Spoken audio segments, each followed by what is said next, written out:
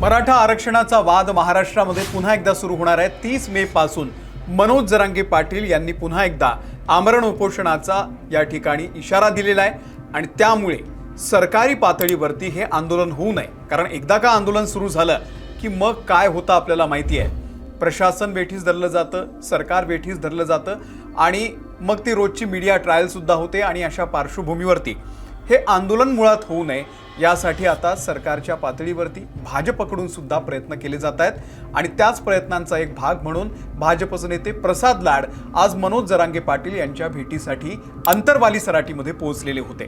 नेमकं या भेटीमध्ये काय झालं त्याच्या आधी सुद्धा एक मोठा ड्रामा घडला। छत्रपती संभाजीनगरमध्ये प्रसाद लाड ज्या हॉटेलमध्ये थांबलेले होते त्या हॉटेलमध्ये काही लोक घुसलेले होते, मग त्यांना प्रशासनानं ताब्यात घेतलं।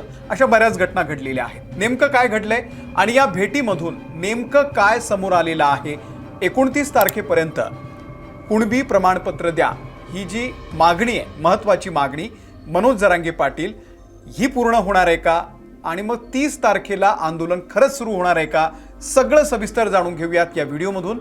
नमस्कार, मी अमोल किन्होळकर, आपण पाहत आहात महाराष्ट्र टाइम्स ऑनलाईन।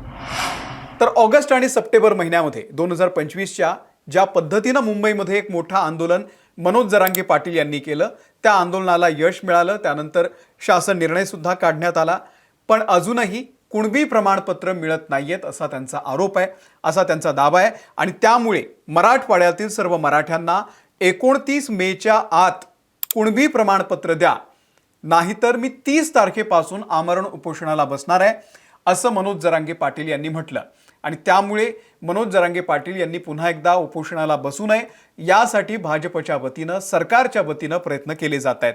आणि मनोज जरांगे पाटील यांनी जेव्हा ही घोषणा केली त्याच्यानंतर प्रसाद लाड यांना आव्हान देण्यात आलं आणि त्या आव्हानाचा स्वीकार करत प्रसाद लाड हे आज अंतरवाली सराटीमध्ये पोहोचलेले आहेत। त्यांनी म्हटलं होतं की मी 23 तारखेला म्हणजे 23 मे रोजी मनोज जरांगे पाटील यांची भेट घेईल, तर ते आज 22 तारखेलाच त्या ठिकाणी पोहोचलेले आहेत।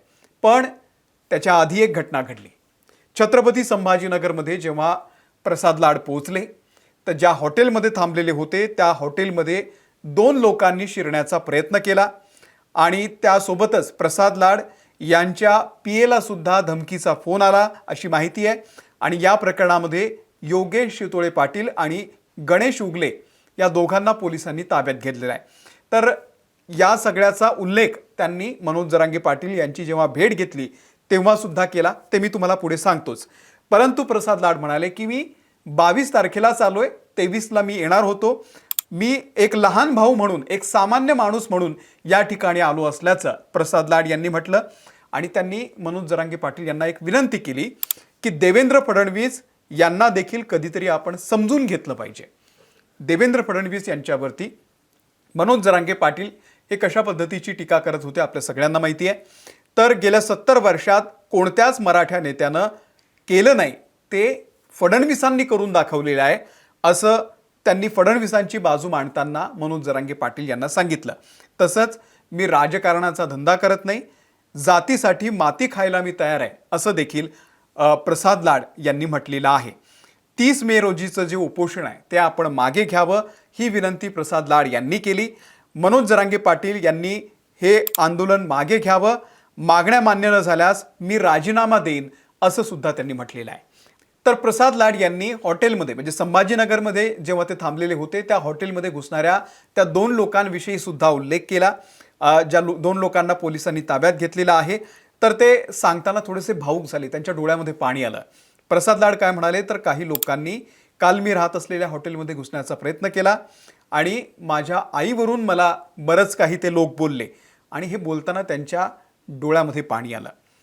तर त्यांचं असं म्हणणं आहे की अपशब्द बोलणं हे खूप सोपं असतं, मात्र एखाद्याच्या मनाला ठेच लागते। मला सांगा मी कुठे येऊ, मला तुम्ही मारा असं सुद्धा त्यांनी त्या ठिकाणी बोलताना सांगितलं।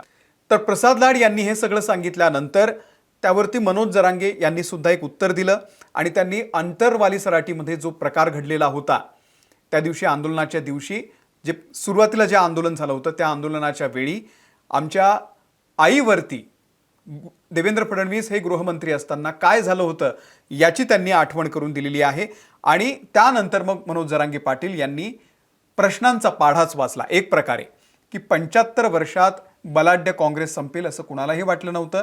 त्यामुळे तुम्ही गर्वात राहू नका हे त्यांनी म्हटलेलं आहे.